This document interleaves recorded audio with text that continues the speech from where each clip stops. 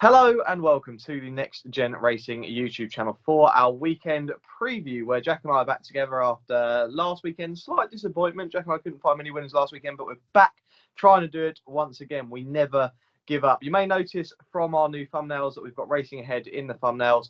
We're doing a lot of writing for them this year. You can check out our article on their website, and also you can subscribe to their magazine. Do check that one out. And they'll probably be doing a lot of work alongside us through the start of this year. And a bit more admin, our Cheltenham Festival preview. Now, this will be happening. The actual event will be happening on the 4th of March. Probably the actual YouTube video will go up on, I think it'll be the Monday, so it's like the 6th or 7th. That's when you're likely to see the actual video go up. But a lot's to be announced with regards to that. We're probably going to announce everything on the 25th of January, which is, we're probably going to do like a special championship races preview of the festival, a kind of Ante-post sort of preview of the championship race. We'll probably have a guest on for that, but we will announce. We've already got one guest basically confirmed. We're waiting on one more, but let me just say, if we get both of these guests, it will be a very funny and cracking night, and we're looking forward to it. It's going to be very exciting, and we're less than 9 weeks away, so we're absolutely buzzing for it, Jack, aren't we? Yeah, I can't wait. Unfortunately, we drew a blank last week, which is unlike us. It's the first one in 2022, which is a shame, but we've got not an amazing weekend of Warwick coming up, but hopefully we'll find a few winners and hopefully start building that bank towards Cheltenham. Let's see what we can do. And we'll kick things off. We're looking at Warwick and Kempton, and we'll also look at the Moscow Flyer as well on the Sunday, and we'll have a quick discussion with regards to that. We'll start at Warwick with the 150 on the Saturday. It's the Wiggly Group Hampton Court Novices Chase. This is a Grade 2 over 3 miles. The ground there is currently described as soft, and we've got 3 under through 5. Who's your 4-7 short price favourite here? Mint Condition 9-2, Doyen Breed is 7-1, Any News 14-1, and Mossy Fen is 20-1 for the Christian Williams stable. Now, Jack, it seems to all revolve around the favourite here. I mean, he's been doing it very consistently against some fairly decent horses. Look, if he jumps around and stays clear, he's going to win this, isn't he? Yeah, 100%. I don't think you spend too long in this. Of course, I don't think it's a viable betting prospect at all. I mean, at 2-1 on. But I mean, he's done everything asked of him since he's gone chasing. And in my opinion, I don't actually think he's jumped all that well. I mean, last time out of Doncaster in the 3-runner race, he hit a couple of fences, got in a little bit tight a couple as well. And I don't think he really jumped that well. It was only kind of the last fifth of the race that he started to kind of look like the best travelling there, and obviously stretched home in good style. I mean, this is clearly more of a test, but Mint Condition, I think, will want some seriously heavy ground. Of course, his win last time out was on heavy ground, and obviously the weather is drying, so it'd be interesting to see how it gets on. But I think probably favourite backers, if you've got him in a muggy yak or whatnot, will get off to a good start. Yeah, Mint Condition, look, it's got to find £13 with the favourite here. It's going to be very difficult.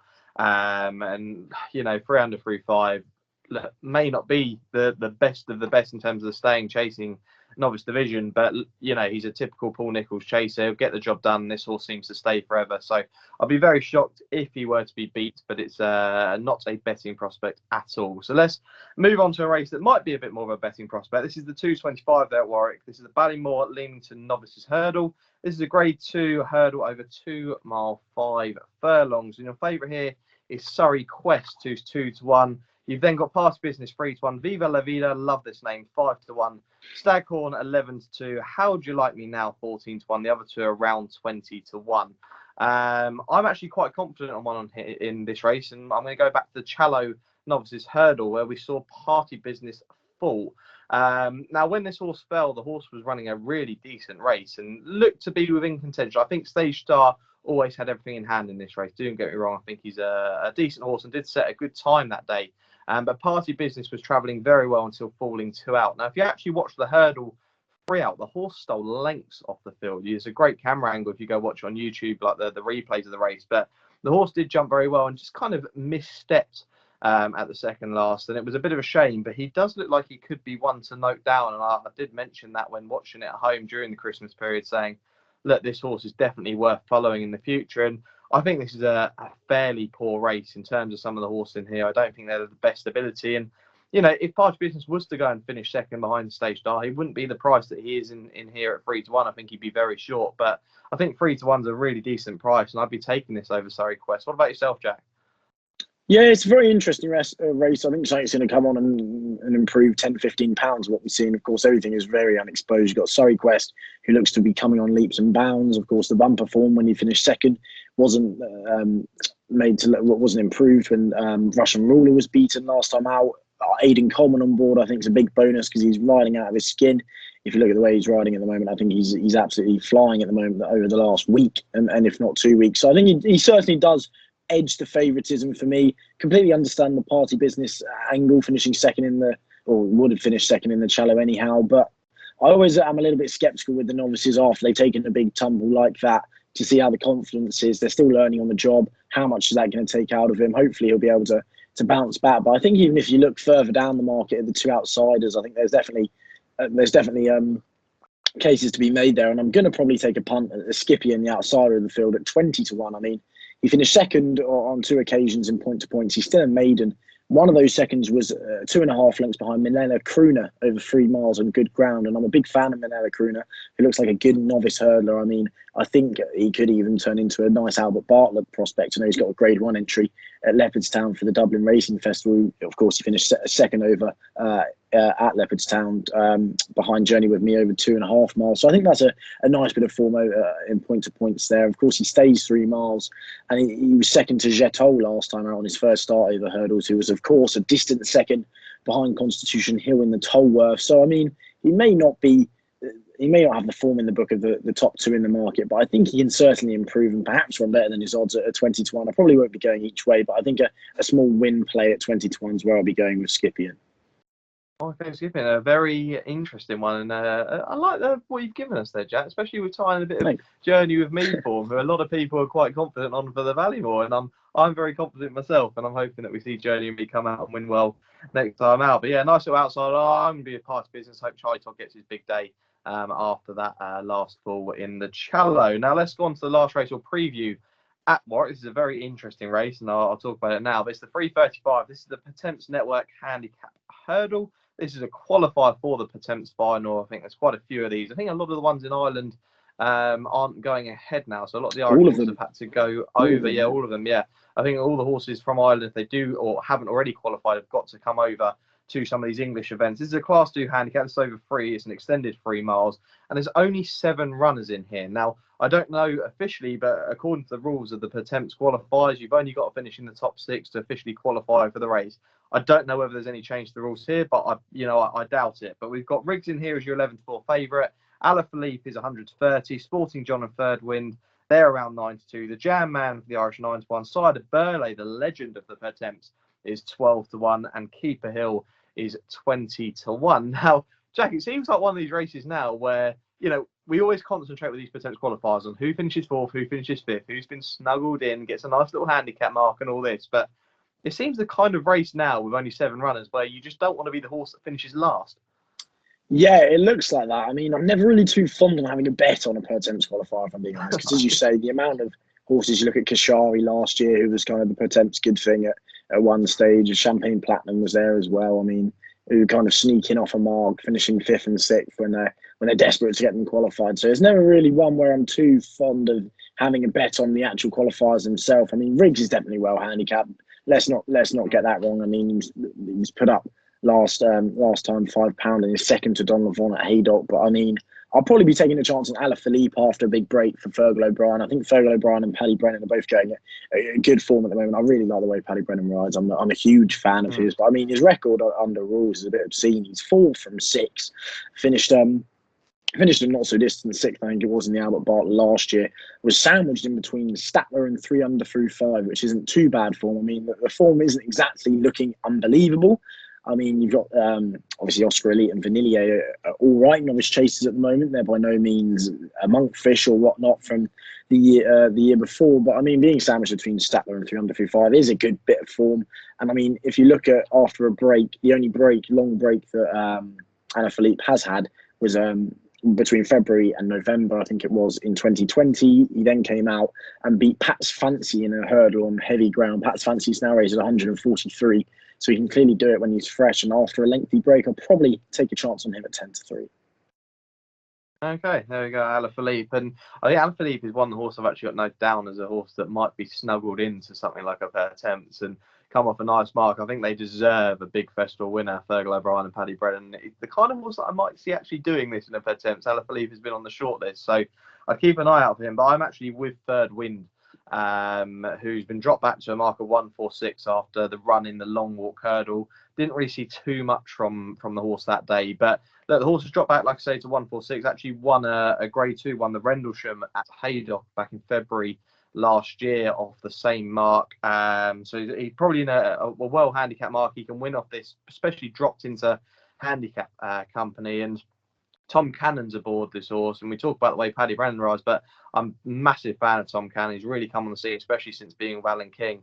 He obviously has a good association with the man Chris Gordon, who's a bit of fun on a race course. But I think Tom Cannon's riding out of his skin as well at the moment, and I'd like to see him go and win this for Hughie Morrison. It's very interesting to see the two Irish horses here, the Jam Man and Sire de Burleigh. I mean, they're both two horses that have been gambled on heavily in the past for the Irish, and I'm pretty sure you're probably going to see that again maybe come the festival. I'm not sure Sire de Burleigh's the kind of horse that could go and do it again. It'd be absolutely crazy if he could get into a per temps. He'd be off top weight again, I'm pretty sure, if he ran in the per temps, but it'd be some story. But he's around 12 to 1 in here. I would not be taking that off top weight here, but look, I would be shocked if he didn't qualify in the top 6. But yeah, for me, it's going to be fair winning, and Jack's going to be with Alaphilippe in the per temps qualify. Very interesting one. I have to kind of look into the fact that maybe all 6 will qualify, but we'll have to wait and see.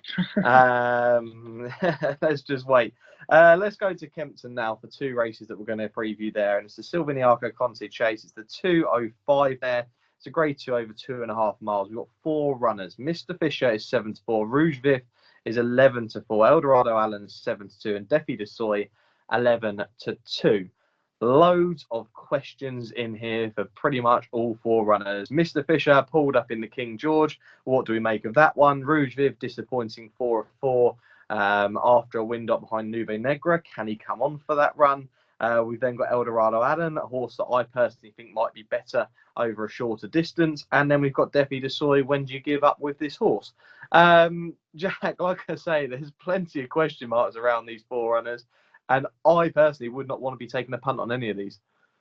It's an absolute mess, isn't it? Oh, goodness me. I mean, I'm looking forward to watching it as a spectacle, but my word, this is an absolute mess. A Grade 2 worth this much money in the Conti Chase, and you have not a single Grade 2 horse there now, in my opinion. You've gone through all the reasons there. Mr. Fisher, I wouldn't touch with a barge pole after that run in the King George. Of course, to step back and trip may benefit him. Rouge Vive, we haven't actually seen over this trip, so that's obviously a huge question mark, especially after that disappointing run in the Schlur. Defi de Soy, as you say, it's just a revival mission. You can almost use as a euphemism. I mean, he's going to have to do something ridiculous to come back and win this, although it's even a moderate affair. I mean, Eldorado Allen would be the only one that I'd probably, if I was going to stick my neck out for, it would be him. I probably disagree in the fact I think this trip is probably his trip. I think he's been staying on at the moment. I mean, behind first flow last out, he was hard off the bridle quite early, but it looked like he rallied and finished quite well considering he didn't jump that well.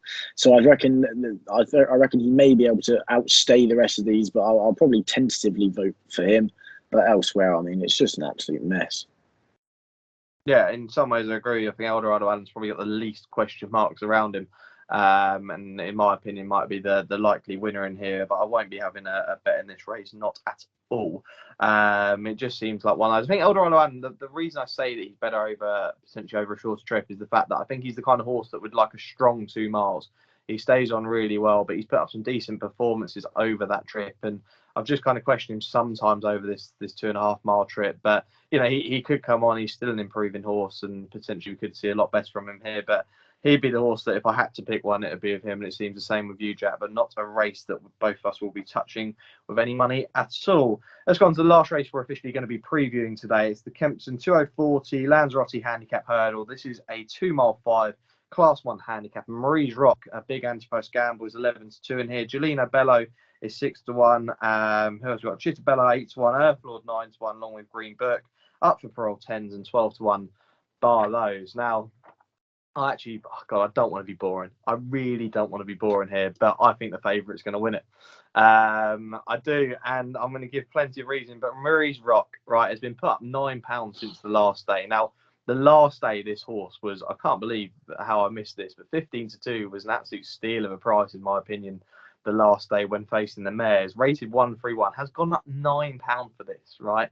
And you'll be thinking, why would this horse win £9 up? And this is actually, I think it's £5 up from the Greatwood one, round where the horse finished 7th. Now, the Greatwood is turning out to be some race at this moment in time, right? And I think this horse is only going to do plenty of favours to Adagio's each way chances in the Champion Hurdle. I've put this horse up for that race. Now, the one thing I like about Marie's Rock is the horse seems to, as a mare, seems to have the time of season. Nicky Henderson seems to think they found the time with this horse. And you look at the horses, this horse has finished in front of Botox has in that Greatwood Hurdle. Botox has been running some decent races at Cheltenham without winning, but I've been pretty impressed by that. But you look at the form in front, Tritonic, that horse has come out since and won just before Christmas.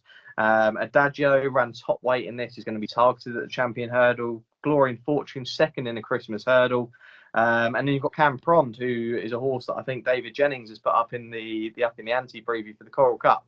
A lot of people are fancying horses going towards the festival from the Greatwood, and I think Marie's Rock has still got plenty to give.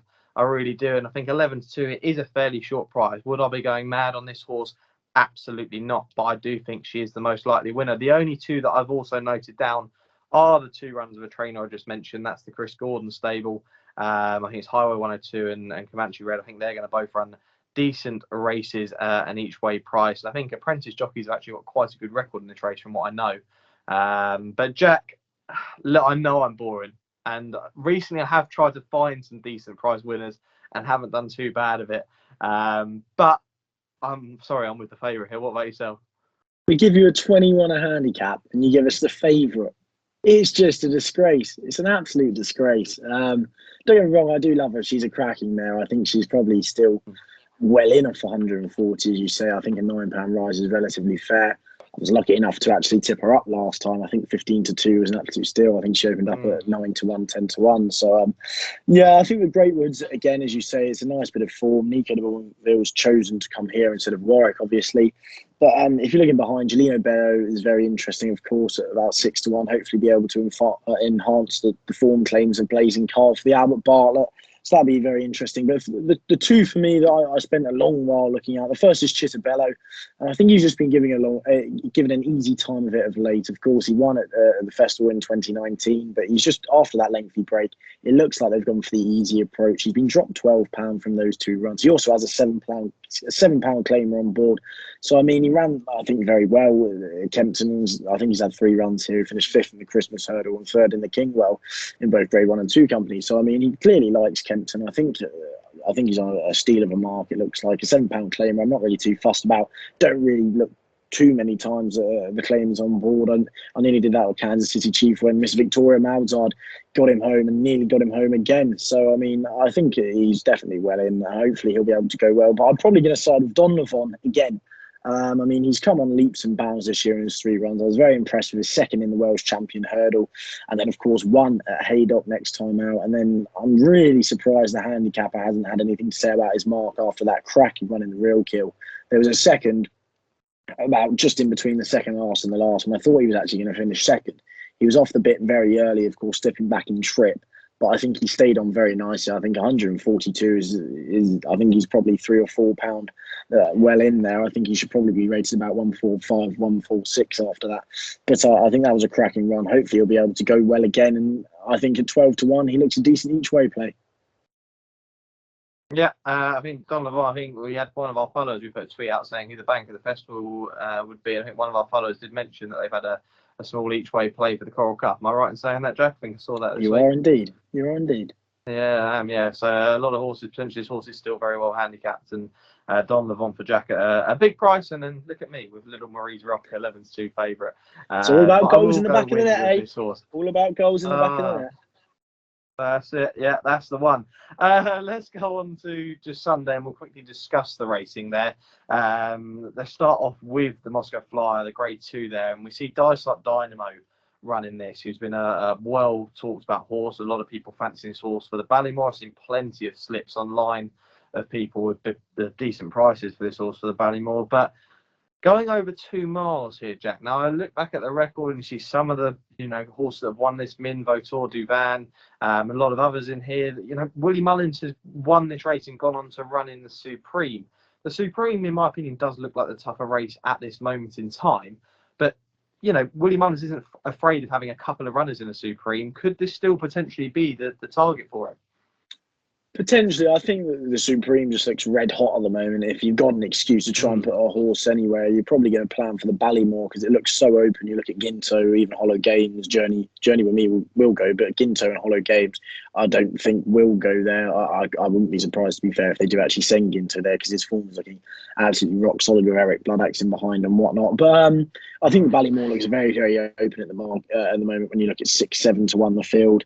So you do have to respect Dysart Dynamo, of course. That was quite impressive, the run at Cork over two miles and 2 furlongs. I think it was 19 lengths in the end. There's also Ghoulie Billy, who I think is quite interesting, of course, cost over 300 grand. December 2020 at Cheltenham when he was bought, and was very impressive over 2 miles at Tremor last time out in the same race.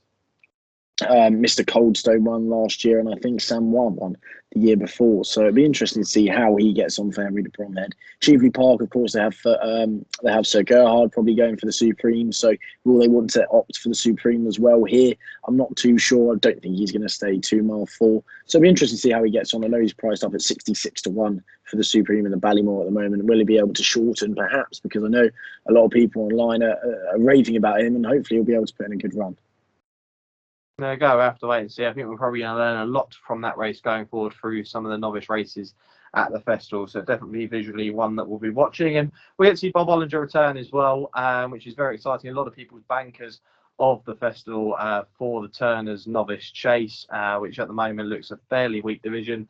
Jack, I think just a quick question with regards to Bob Olinger is we just want to see sort of a little bit more of a tidy, I wouldn't say it was untidy, but a little bit more of a tidy display of jumping. If this horse does win comfortably with a nice tidy display, I'm sure we're going to see a touch of 10 to 11, maybe even 8 to 11 about this horse. Yeah. I think you're spot on there. I think you're being a bit unharsh when you say he needs to be tighter. He needs to be much tighter, in my opinion. I wasn't too impressed whatsoever with the way he jumps. Of course, he travels and has an absolute engine, and he is a class quality horse, but he hasn't really shown it on his one outing over fences. I'm sure he'll be able to learn on the job this weekend as well. But if you look at the entries with Capodanno and even Gail de Manil in there, I think it could actually be a little bit of a race. I won't be surprised if Bob Olinger is actually put to work. I hope he is, and I hope he does it in good style. But I think we're in for a cracker there. Yeah, we're just hoping that he gets round. Look, we want to see these stars at the festival, and hopefully we get to see Bob Olinger as one of the big chasing stars of the future. So looking forward to that one there. Let's quickly get on. We haven't got our next best this week, but we'll both put up a nap for the weekend. I'm going to go with Party Business in the 225 at Warwick. Hopefully he can get his redemption after his fall the last day in the Shallow. And Jack, for yourself this weekend? It's going to be Don Levon in the Lanzarote. I'm a big fan of the Lanzarote, and hopefully Isabel Williams will be able to steer him home at 12 to 1. Oh, a nice 12 to 1 winner would be absolutely lovely for our viewers. And yeah, hopefully we'll make up for last weekend. So we'll see how we can do there. But that's going to be it for our video this week. Like I say, we're going to have a weekend preview coming all the way up to the festival. We're going to have a championship Ante-post preview video with a guest. We'll try and get a guest on for that. That will come on the 25th of January, where everything will be revealed with regards to our Cheltenham Festival preview, who we're going to be having on and how it's all going to be working. And that's going to be it. Plenty of admin to get through on this episode. But yeah, look, it's not the best weekend racing, but if you are sitting at home, have a nice lager and enjoy it. There's plenty of sport on, so do give it a good old watch. And we will be back with yourselves next weekend for our weekend preview. Thanks for watching, and we'll see you soon.